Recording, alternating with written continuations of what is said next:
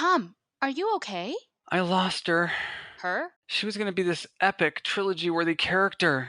I was going to be the hottest writer in Hollywood. But I can't get past Act 1! You need some writers group therapy.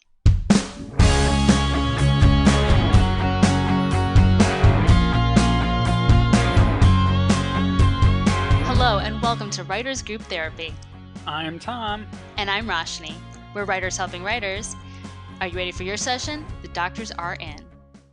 And if you like this podcast, make sure you go online to us at Writers Group Therapy and subscribe, or check us out on iTunes and give us a 5-star rating and a nice review because you love us and we love you. So this is, I think, is going to be one of my new favorite episodes. We're going to talk about all our favorite podcasts and YouTube channels. Speaking of things we love, right? Yes. Yes, because we have so much time to listen to all these podcasts. Well, in LA traffic, yes, you do. Yeah. Well, and I walk everywhere, so I have plenty of time to listen to things while I'm on the trains and buses. So we have a lot of time, in theory, to listen to podcasts and watch fun things on YouTube. So what are some of your favorite podcasts to listen to? I listen to one of my favorites that actually is kind of film and TV related is Star Talk Radio with Neil deGrasse Tyson. He's kind of my superhero of science. And he often does podcasts on their show about movies, like the science in films and the science in TV Oh. shows. Yeah. So he's like breaking down if it's accurate or not? Yeah, and he actually will have filmmakers come on his show, and they'll talk about they've done like the science of superheroes. They've talked about they have authors, like there was the author who wrote the science of superheroes, who was able to talk about the physics and how you could work these things into your stories but still be scientifically somewhat correct, or they just tear it apart and tell you how it's impossible too. Yeah. Cool. One of my favorite things, Neil deGrasse Tyson is famous for having told James Cameron that his stars in Titanic were wrong. Oh, interesting. Yeah, in the scenes out at the ocean at Yeah. night, um, this I think it was the stars were from the southern hemisphere. So, and I don't know if Neil deGrasse Tyson he went on his show and was saying that's wrong, got it wrong. Can't give you any credit on that one. That's funny. Sorry. And that's one of those things that like 99% of the world isn't gonna really know, but because he Hmm. knows it so well, that's funny.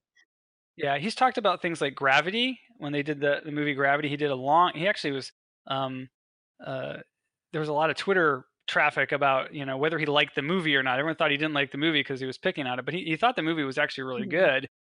He had a few things that he commented on, but had to do with like orbital trajectories and things like Huh. that.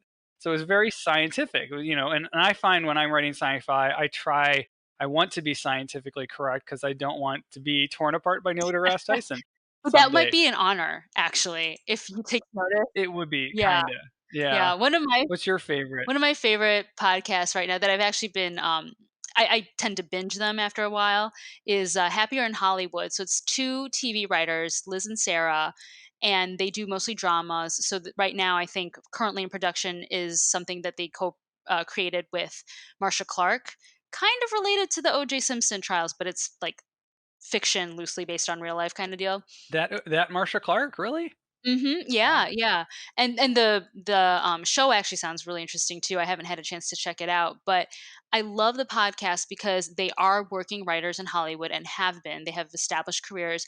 So they talk about their careers, but they also talk about personal things like balancing family or, going into job interviews or whatever against this backdrop of being Hollywood writers. And then, of course, being a writer myself, I listen for the tidbits of how to break in. And they've got a That great sounds like active a great, Facebook page. So, resource. yeah. I've been listening to one, this is kind of new for me, it's called Paper Team, and I think you pointed out to me at one point. It's a couple of TV writers, and they talk about mostly about the business of writing, how you get into it, how do you, once you're in the writer's room, what's it like to be in the writer's room. They did a Hmm. whole episode on producing and writing for VR, which we've done some tinkering with, some dabbling in. So that was a really great episode too. So Paper Team that's I think a one you don't I think you think it's a little long. I like it It's a because I bit long for me. yeah, I mean, my they're my about an attention hour. span starts to go after about 20 to 30 minutes. So yeah. That one I really would have to sit down and, or find something to do for an hour, maybe a Yeah. long drive or something. Yeah. Mhm. Well, since I'm not driving, I actually can watch YouTube. Oh my gosh, I am such a YouTube junkie. Are you? It's so bad. I don't think I even watch regular TV. I just watch YouTube. I'm a big fan of CinemaSins. Have you watched that? CinemaSins is amazing. You know what's really Everything funny wrong with about it? sorry. Yeah. Yeah, well, all of it's, the honest trailers and CinemaSins and How It Should Have Ended, which I know you like as well. It's Mhm. amazing how spot on they are with their observations.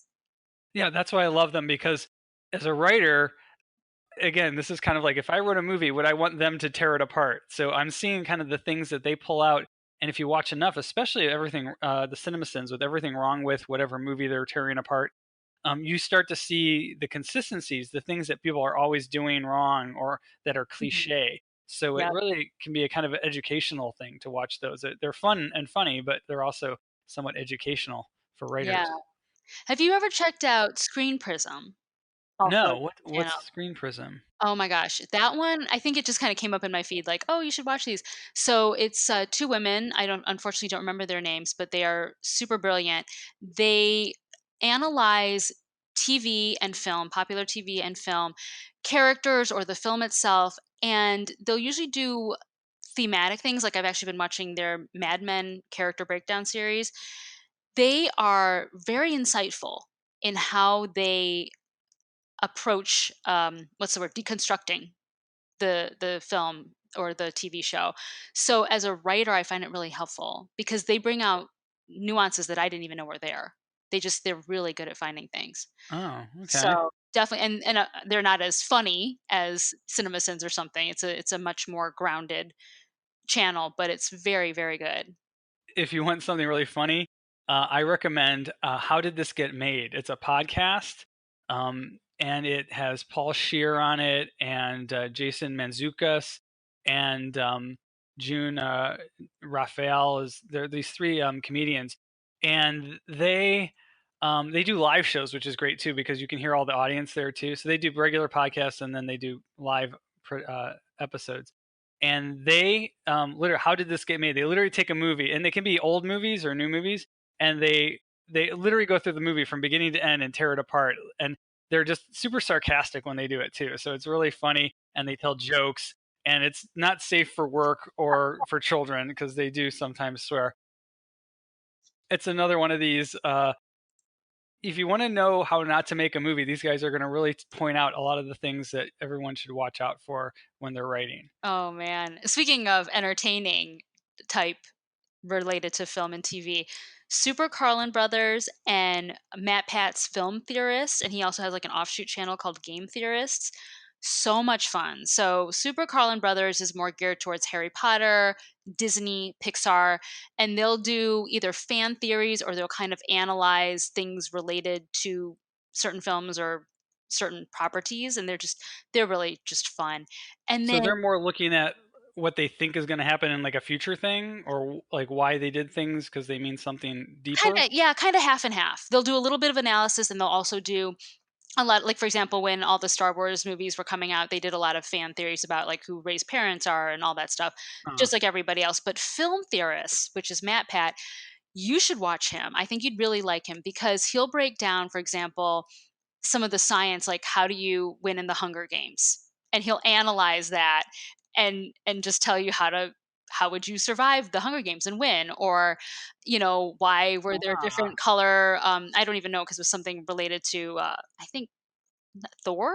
No, one of those comic book movies I haven't seen, but like the different colors of like the prisms or what they meant. But it's so cheeky and it's so funny. And it actually makes a lot of sense when he breaks it down, and it can be a little bit like he'll take actual facts and use them in films, and you're like, oh, if all things were true in the real world, then that is accurate or that is not accurate. Like I think he did one on why Wonder Woman would not have made it in time to stop the war, ah. because based on the type of ship that they were sailing and where they were and stuff like that, it would have taken them like a year or something to get to land, and they would never have gotten there. in time. I'm sure I see things like that in movies all the time. Mhm. So I'm sure I would love that. I bet he did one on Star Trek. J.J. Abrams did one of his Star Trek movies. They literally were like by the moon, and then their ship was falling into the atmosphere on Earth, and I'm like, that That can't can happen. happen. Yeah. Yeah, No, I they're think not that close. you would really like his channel for sure. Yeah, that always For sure. bothered me too. So, how about for all of you? What are some of your favorite podcasts and YouTube channels? Share it with us because we always like finding new content. And if you've got a podcast or you've got a YouTube channel, then also let us know. You can find us online at WG Therapy and writersgrouptherapy.com. And if you like what you hear, subscribe and share it with your friends. We'll see you next week.